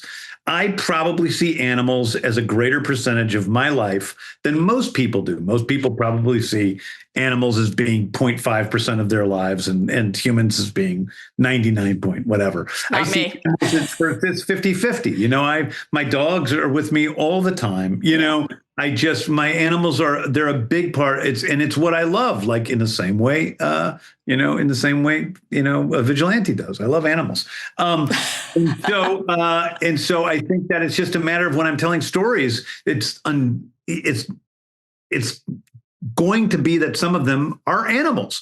And I was excited to be able to get into a little bit more Eagly storytelling this season, knowing that we could, afford it and he got his own fight scene. I mean, I always wanted to have an episode that was all Eagly. Like, Dream. I thought about doing a whole Eagly episode, but it didn't, it just didn't work. God. Overall story. But here we do find out that Eagly is not, perhaps not just an ordinary eagle. If you read what it says, I wish I could bring you what it says in the script. But it's about who Eagly is, and that he is not just an eagle. He's the prime eagle. I mean, so he is actually the prime eagle foretold in myth. This isn't just like, and that's how it seems because he brings the other eagles with him. He is there as their like clear leader and overlord. But there is a little bit too of the like Red St. Wild. It really seems like I'm going to do my own research kind of guy. So there's do my own research, and I think he just happened to stumble upon 1% of what he was saying of the truth.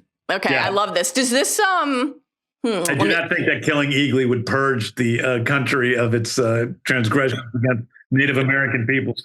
Seems unlikely. Does this mean then, if that is in fact who Eagly is, if this lore is real, that the other dimension does in fact have that Eagly as well, in that standing as well, and he's just not a part of Chris's life? I don't think you can say that again, but that you can say that at all.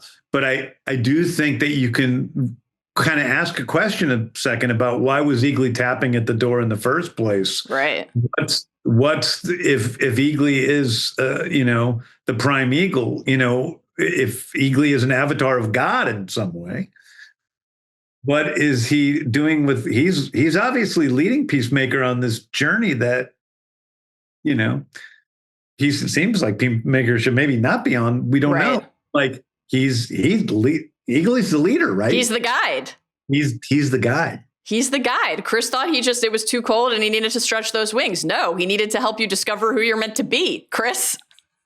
Okay. Animals, they're the best. Incredible stuff. I love this. Eagly, every now and then I watch the show and I'm like, so moved by the characters, all of them. I just, I love all of them, but I'm like, man, Eagly and Vigilante. We've done something important here. It's hard to, yes, the charm of Vigilante. Although, Vigilante is he's so morally repugnant. I know. He is morally repugnant. I mean, he says in the second episode of the first season that he kills people for doing graffiti. Yeah. With his bare hands and enjoys it. Yeah, relishes in it.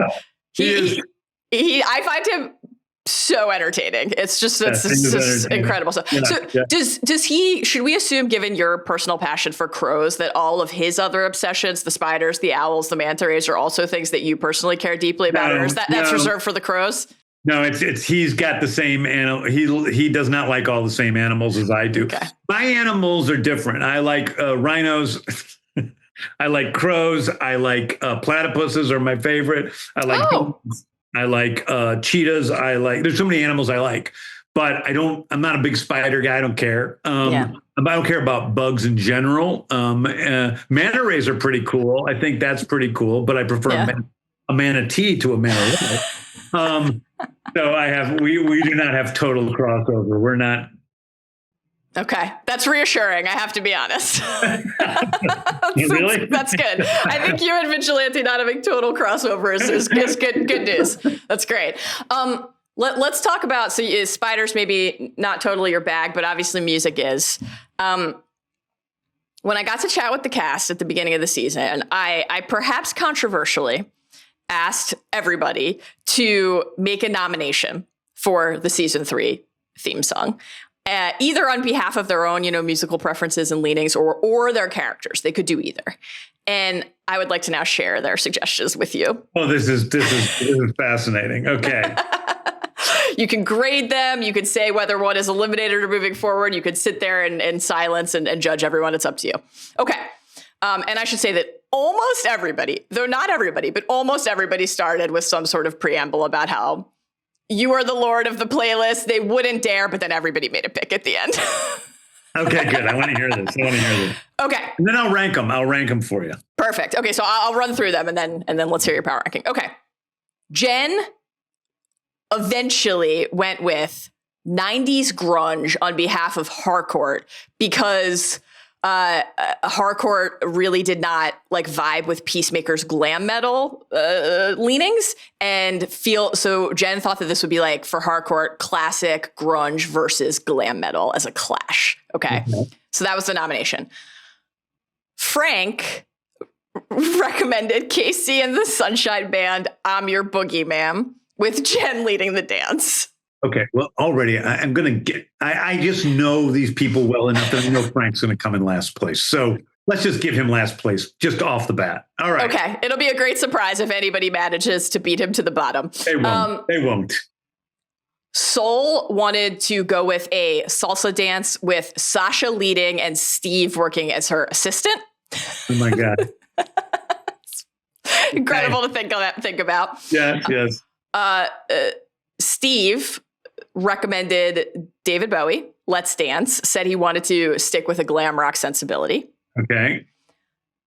David went with Ignite by Fear Is Our Tradition, called you a savant, said he would never dream of picking a song ahead of anything that you had suggested, but then said he picked this because it's a song that his boys really love and his friend is in the band. Okay. Freddie did not hesitate. He immediately suggested Bewitched Roller Coaster on behalf of Vigilante. Okay. Inspired. Okay. It's great. Right. He was ready to answer. And Danielle was the only one who just would refuse, was like, I'm letting James pick. Oh my gosh, Danielle. Well, Danielle wins, of course. She wins for holding back. That's hard to rank. I mean, I got to give Freddie props. He made me laugh. So I think that, if we did a Vigilante themed song, I love the fact that Vigilante, his real music he listens to by himself is totally different than the music he pretends to jam out to with Peacemaker. He's like that kid in school who pretends to like cool music, but really. Of course. Yeah. So whenever they're playing at Fennel Field, so he's just been like mainlining for years. Yeah. But I think it goes even deeper into girl pop and stuff. I think he likes sensational. Yeah, I mean, his ringtone's Barbie girl. So I mean, what do you? He's an icon. He just is. So I'll give him number one. Okay. Yeah, that's not only is 90s grunge very very hardcore, it's also very Jennifer Holland. But I think definitely Frank is in the like. Okay, Frank's a really old man, but he's not old enough to be. I mean, he's 70s. Casey and the Sunshine Band old. Yeah, I mean, I'm here like on a Saturday just listening to Bob Dylan. I'm 38. Who cares? Okay, some of us are old souls, Yeah, Frank is. He keeps posting on Instagram about trying to prove to me that he's a good dancer, and he's the worst. I thought everybody did well. I think that's a difficult prompt, and that everybody did well. He had to wear a suit. A lot of people got to wear like athleisure. He had to wear a suit. What, you can remember dance moves if you're wearing. He's terrible. He's terrible. He's not as bad as Rooker, but he's really terrible. But Rooker, man. Rooker tried. I mean, Rooker got to dance again, barely clothed over the open flame. Oh, that dancing was pretty good. What a showing. He's a 70-year-old man. That's pretty crazy. He went all night. It was impressive. Impressive. Okay, Frank in last, Freddie in first. That feels appropriate. I have so many more questions. We're down to like 10, 15 minutes. So I wanna ask you a couple broader DCU questions if you'll indulge me, and then if we have some extra time, we can maybe do some rapid fire at the end. Connective tissue. You're at the dawn of a new entwined universe. What can we expect on the DCU connectivity front in the final 3 episodes of season 2? Like, is there anything you could tease for us or tell us about the volume or nature of what those connections might be? How season 2, obviously, Superman, the film, and Peacemaker season 2 are already deeply entwined, everything with the dimensional rifts. Every time I saw Superman in the theater, the biggest cheer of the film was when Peacemaker showed up. So obviously the connections are already apparent. Guy Gardner, Hawkgirl, Maxwell Lord, etc. What about moving forward? Incredibly important to, listen, I want to make sure that people can pick up and watch something without having to see something before it. Yeah. So that said, episode 8 is important to Man of Tomorrow as anything. So, okay. Interesting. Yeah. Interesting. Intriguing. So Man of Tomorrow, you recently announced the date. Obviously quite soon. July 2027. Yeah. Exciting, thrilling. Curious about like how you navigate these tonal shifts as you're working on all of these things, either the things that you are directly show running, directing, et cetera, but also just more broadly, overseeing the DCU. All of your stories have always featured I think a blend of heart and humor that is really unmistakably yours. But going from a show like Peacemaker, which, as you've noted, is like not for kids, which people should expect to be kind of depraved, and which rewards that anticipation, to different sensibilities and tones. Like, is that challenging when it is in such a tight span of time? Is that like a stimulating creative pursuit? How do you navigate that as you're actually working on all of these things in tandem? I don't even think, I never even give it a thought. I think, okay. When I'm writing a movie or a TV show or whatever, there's a definite lane that it's in. There's a part of what is natural to that story, So when you see, characters in one project versus another, there's definitely a different vibe. And it isn't only like, language or dirtiness or anything. Like, there's a different vibe to Peacemaker. It's just much more gritty and grounded in a certain way. Gravity is a much bigger part of the story.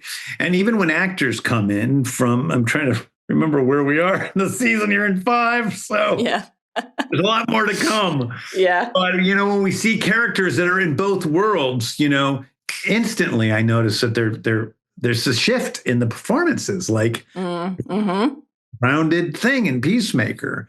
And there's something more glorious in a Superman. But even between projects, I don't think that the story in Man of Tomorrow is slightly tonally different from Superman. They aren't exactly the same. It's Superman's more comic booky in some ways than Man of Tomorrow, and it has to do with the dual characters of Lex and Superman at the center of Man of Tomorrow, and other things. But I think even in the Guardians movies, if you look at them, they are slightly different from movie to movie, and I think that's part of the fun of everything for me.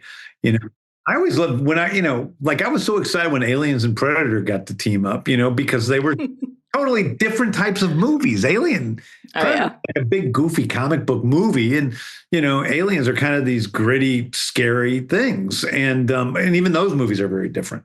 So I always love that. I love the mashup of different genres and seeing these characters go from one genre to the other. I'm watching the dailies of Clayface all the time. I'm like, this is totally different. Watching episodes of Lanterns, which is also very grounded, but not grounded in the same sort of comedic, fucked up way as Peacemaker, but grounded in a much more sort of serious way, I guess you could say. And each of these things are different. And what is so fun for me is for them to be in the same world and to really give the different creators a lot of leeway in what they can do. Right. And when I say that, I also include myself when I'm working on different projects. Right.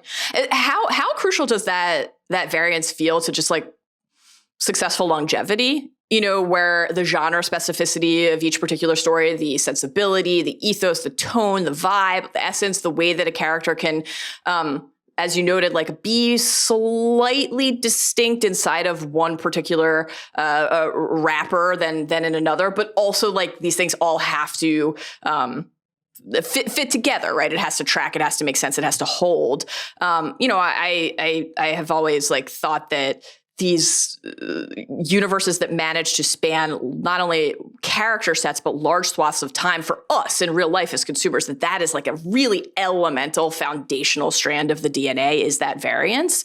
And I'm curious, how crucial that feels to you. I think that when you see some of the things that have really lasted for a long time,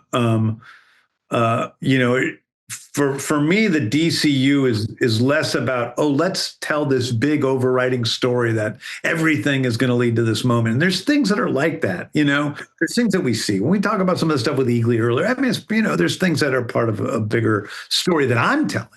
And we're all telling in different ways. We're all adding to it. But it's much more about creating a universe that people can enter into and exist at any point of time. And if you think of the DC planet Earth, which of course it's extensive, extended arm, other galaxies and universes, and that you can enter into any place on that at any time, at any point of time. And that's what's fun to me is you can go into this other universe that exists. And so for me, that's what Star Wars is.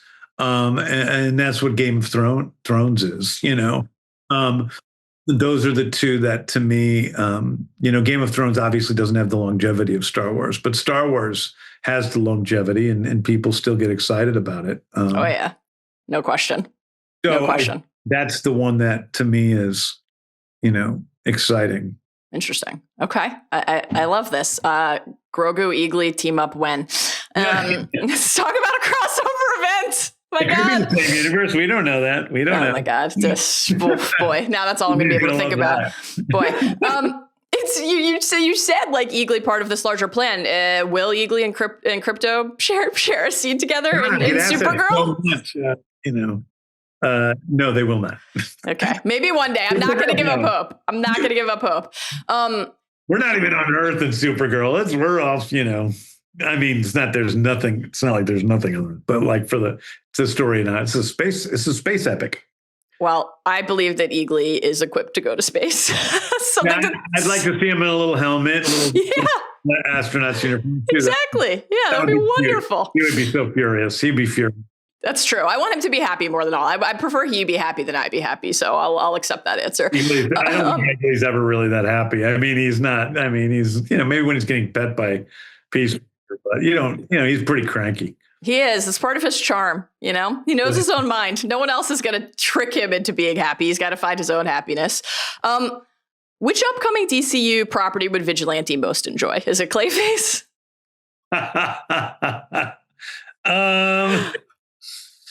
Oh boy. No. I don't. Oh, you mean watching? Yeah. Oh, I think he'd get too scared. I imagine that he's a baby about. Interesting. He can inflict horrors directly, but he can't. I think he is probably. He can't passively receive them. I think he is probably unable to watch horror movies because they're too scary. I love this. Just one more thing that I love about my guy, Adrian. It's just the best. He's the best. Oh, man. I can see him really, really rocking out to Supergirl, though. Yeah, I think he would. Oh, he would love Supergirl. He would love Supergirl. Yeah. Yeah. Great. Yeah. You mentioned earlier that Lex is one of the characters, along with Harcourt, along with Rocket, who you see yourself in the most. Maybe you put the most of yourself in. No, I think it's fascinating. People are complex. But I am curious, from on the Man of Tomorrow front. I mean, the first thing you posted about it was there's Lex right there, right? And to the extent that this is something you can engage with at all, what, given your real personal connection to that character and your interpretation of and rendering of that character, what are you most interested in exploring on the Lex front in Man of Tomorrow and in the future more broadly?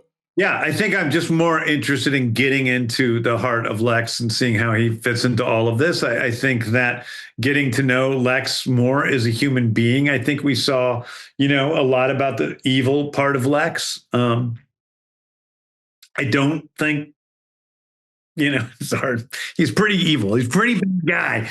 But I think that I just want to get to know. I think he as a character is really interesting.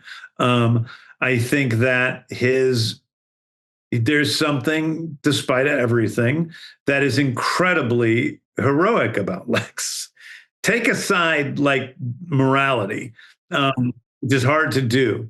But here is this guy who's saying, you can hold up a building, you can shoot down, planes with your eyes. Fuck you. Yeah. I'm going to kick your ass because I'm better than you. Right. And that is, you can't, I can't help but admire his tenacity and his sort of ego and his his ambition is beyond compare. Yeah. He puts in the work. So is his jealousy. I mean, his jealousy is crazy. I mean, he does this thing that so many of us do, comparing ourselves to other people and judging our own successes by the metrics of others. And that's something to me that's fascinating about Lex, something that I've done a lot in my life. And is not a great thing about me nor about Lex, but it makes him full. And to me, he's so much more full than most of these villains that we've seen in these movies, because he's got his reasons for everything. And, he's the underdog. At the end of the day, Lex is the underdog. I mean, yeah, sure, he's got a lot of corporate power and these other things that he can use to manipulate things, but he can't fly in outer space. He can't lift up a building. He can't punch something across the 3 states. He's a guy. And I love that. Yeah. Yeah, that's awesome. I'm really excited to see what you do with Lex in the future. We're down to our final minute here. I'm going to attempt to ask this in a way there is even a 1% chance you might engage with. Okay, go for it. We'll see. Batman casting news. There's no news, unfortunately. So here's the script isn't done. I mean, we've got somebody writing a script. I think it's really good, but it isn't finished yet. So, yeah. Here's my question. Yeah. Your podcast that goes up after every episode. I would say that there are corners of the internet who are paying close attention to any comment you make that might be perceived as a clue on the scouting and casting front. Is that something that people should be doing at this moment in time? If you say you're watching something. I mean, do I have ideas about actors to play Batman? Absolutely, I do. I have guys I like. I have guys that are at the top of the list for me, just like I had people that were at the top of the list for Superman. But let me tell you something. Those aren't the people they aren't David Cornsweet. Right. So they didn't get the job. So right. People can guess, and maybe they'll be right about certain things. I don't know. I don't know what you're talking about specifically. But that doesn't mean that's going to be, Right. Okay. It's totally up in the air. I mean, early days. Yes. We'd have to screen test. We'd have to do the whole thing. It's unlikely that I'm going to hire someone that's like, oh, it's, whatever. It's Sylvester Stallone is Batman. We're just hiring him. He's not going to, audition. I'm saying I'm making up a huge star that doesn't audition. It's unlikely that Batman's going to be one of those guys, but it's possible. It is possible. I know like one actor in particular who is, pretty big star that wants to be Batman. We've talked about it, but I don't think, but I'm not sure that's the case. Right. Okay. Intriguing. Pay attention. Watch this space. Watch this space. Such a terrible answer, but it's an honest answer. That's the truth, bro. It's like, it's of course an honest answer. Yeah. A lot of people are like, James Gunn is watching 1923. Like, what does it mean? Okay, I see what you're doing. Yeah. But listen, it's a really good TV show. Like it was like, I can't believe how good that show was. I consume every single second of the Sheridanverse. So yeah. I watch a lot of it, but don't you find that 1923 is kind of at the peak of all that? Yeah, I think 1883 and 1923 are my favorites. I think that the prequel spinoffs are sensational. They're great. I think it's 1923 first. Yeah. Then Landman. Landman is to me like a different, almost a different stratosphere of like the human experience. I just can't believe Landman is real. When the trailer dropped for Landman last week, I have never activated so many group chats that quickly. It was like a global event here in my life. I love that you're into everything that's like a world. Yeah, if it feels like a universe, if the characters are fully realized, like I cannot believe that the characters in Landman say and do the things they do, but I believe that those characters say and do the things that they do. It's just unbelievable to me.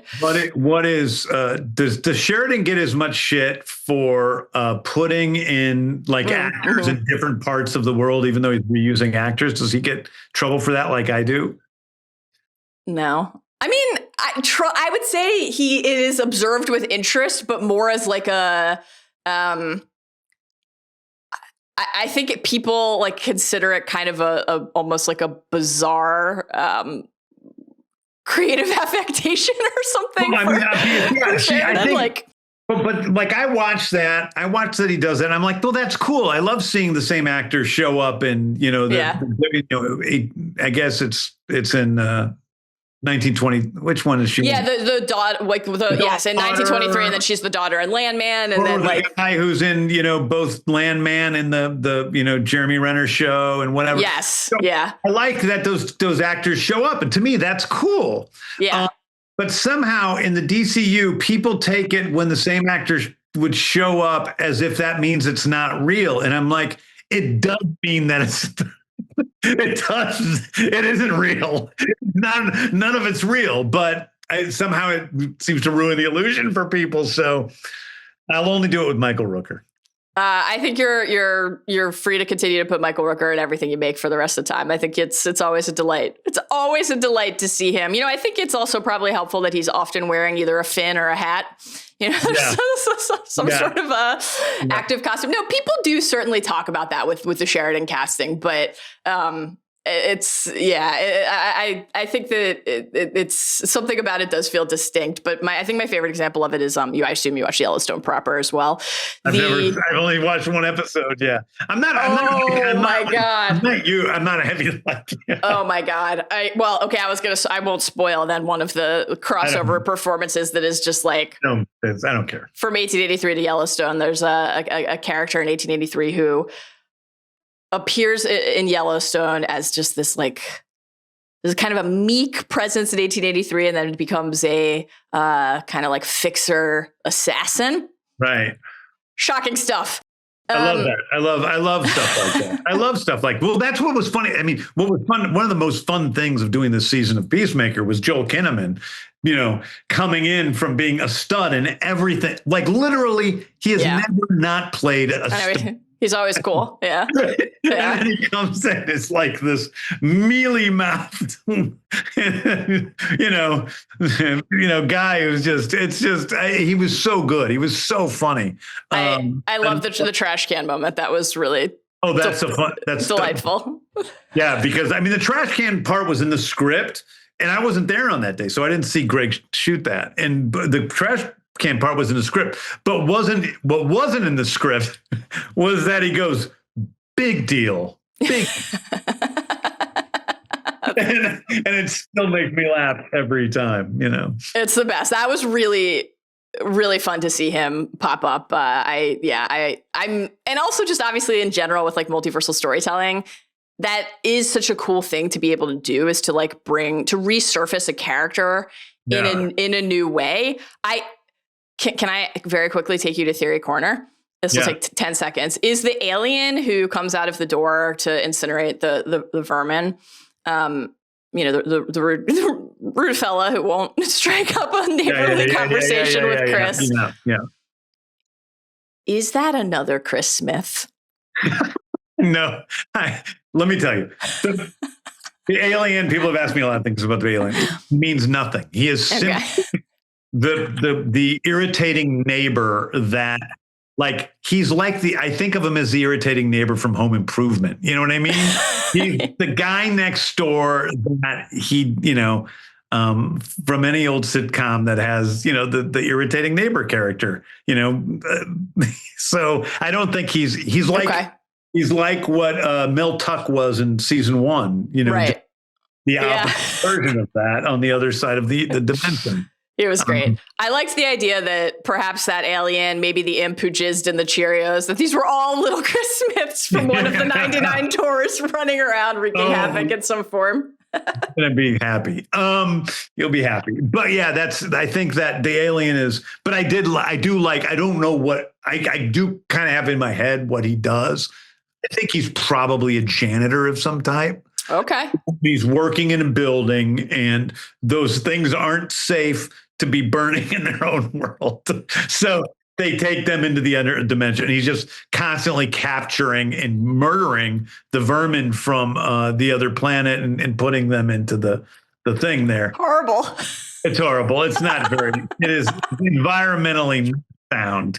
And who knows what kind of fumes poor Peacemaker's breathing in when he goes. I know. Yeah. What's like the ventilation in the quantum unfolding chamber? It makes you think. It makes you think. Okay. So something like Judo Master's obsession with Flamin' Hot Cheetos, who among us, really bears fruit when he leaves the Cheeto dust handprint on the note. Great stuff. Multi-season payoff on that front. The alien who won't talk to Chris. Just a dude who's trying to do his job. Just trying to do his job, doesn't have any interest in Chris or what he has to say, and he's just bothersome to him because he just he wants to get home after, he's probably got a quota of things, of vermin he has to fucking destroy. So, that's all that is. But, I say that, but I don't want people to think this show is canon because I may decide something different. Okay. So the house of our podcast, not canon. You reserve the right to, maybe it is though, behind one of the 99 doors. Maybe. That's the thing. Maybe. But I like when I had Judo Master eating, Flamin' Hot Cheetos in episode 3 of season 1, I didn't know that was going to lead to him, leaving his tracks into the other dimension. I love a spicy snack. I love a Flamin' Hot Cheeto. I would love to know like what that guy's toilet paper budget is. Exclusively eaten Flamin' Hot Cheetos it's a choice. Will we see other signature snacks for other characters? Like, is that part of your headcanon? Like this is everybody's signature snack. Manhunter loves, I don't know if you want to pronounce them Chacos or Chocos. That's right. I say Chocos. I understand that I'm saying it wrong. I don't know. But yeah, we know about that. We know about that. And I'm sure that other characters will have some snacks that they enjoy. Obviously, Harcourt enjoys a good Bud Light. Yeah. We know that, so yeah, a coffee and a Bud Light. Balanced diet. Black coffee and a Bud Light.